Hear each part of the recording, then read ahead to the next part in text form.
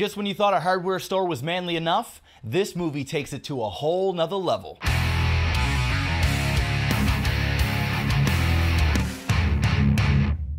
Alright guys, the wait is over. It's finally here, The Equalizer, starring my favorite actor of all time, Denzel Washington. It also has Chloe Grace Moretz in it, but don't get it twisted, this is the Denzel show, and it's also directed by the same guy who did Training Day and Olympus Has Fallen. Olympus Has Fallen is actually a pretty good time. It's on Netflix, you should go check it out. Definitely underrated, and it surprised the hell out of me.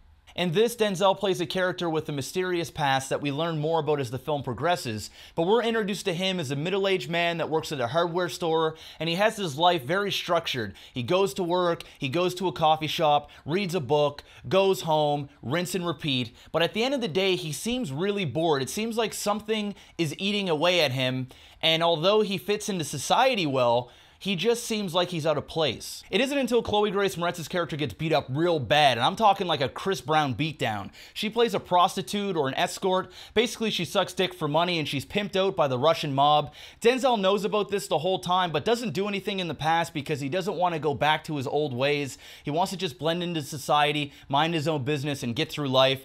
But she got beat up real bad. He can't stand to see it, so he does something about it. By the way, here's a countdown for when Chloe Grace Moretz turns 18.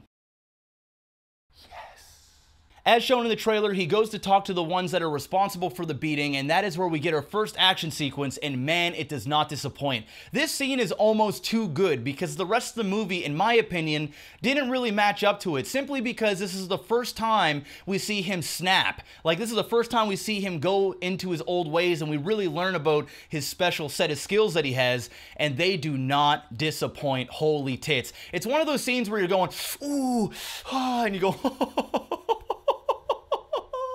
yeah, it's one of those. It's that good. And that's pretty much our plot. From there, the Russian mob calls in this hitman to get rid of Denzel, who I basically call Tattoos, and they have this cat and mouse game, and that's pretty much the whole premise of this film. And this is where I started to have a few problems with the film, and I know you guys aren't going to want to hear this, but there really isn't as much action in The Equalizer as what I thought there was going to be. Now, don't get me wrong, when it does happen, it pays off, and it's pretty fucking bouse.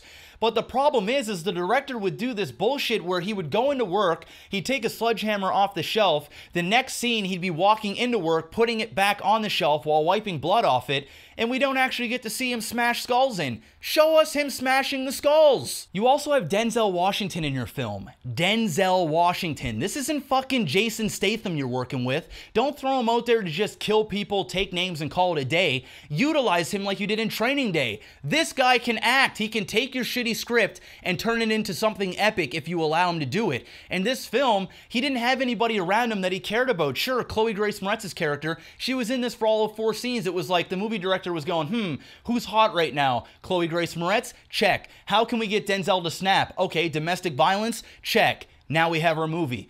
Give his character more meaning. Let this guy act, please. Also, this movie's a bit too long. It's 2 hours and 10 minutes. I feel like they could have cut out 10, maybe even 20 minutes of this film and still had the exact same end goal. Just in between these action sequences, there are long periods where there wasn't a whole lot of development for our characters or the plot, and it felt like a lot of it was just filler. And I'm always diggity down for more Denzel, but in this case, it just would have been nicer if it was a bit shorter. Overall, I still had a really good time watching this film. I know I ranted a little bit, but it's because I'm a huge Denzel fanboy, and I hate to see him not being utilized the way he should be. I also saw this in IMAX. I say save your money, see it in a normal theater. Definitely go to the theater and check this out. It's a good time. I'm still going to go ahead and give this a rating of a higher end, not Bad Dot Jpeg. So, what did you guys think about this movie? Did you like it? Did you not like it? Are you going to go check out The Equalizer? Also, this reminded me a lot of Taken. Who do you like better, Denzel Washington or Liam Neeson? Let me know in the comments below. Thank you very much for watching, guys. Hit that like button, subscribe, and of course, stay Bouse.